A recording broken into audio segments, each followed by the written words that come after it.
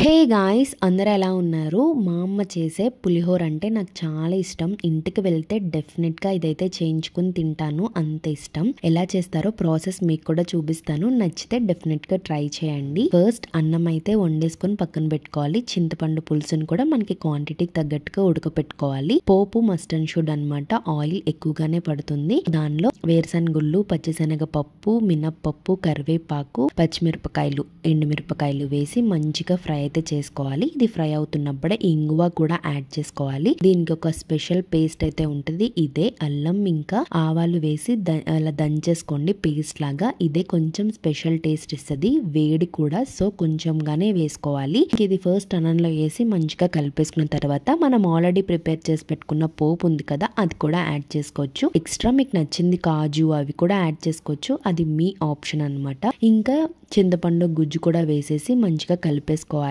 నేను కలిపేసుకోవాలంటే నాకు ఒక డైలాగ్ వస్తుంది. కాలేజ్ ఆర్ స్కూల్ టైమ్స్ లో బాయ్ ఆర్ గర్ల్ మాట్లాడుకుంటే పులిహోర బాగా కలుపుతున్నావు అన్న డైలాగ్ ఎంతమంది విన్నారో కమెంట్ చేయండి. ఇంకంతే, పులిహోర మంచిగా కలిపేసి టేస్ట్ చూస్తే అద్దరిపోయింది. ఒకవేళ చింతపండు గుజ్జు సరిపోకపోతే లెమన్ కూడా యాడ్ చేసుకోవచ్చు.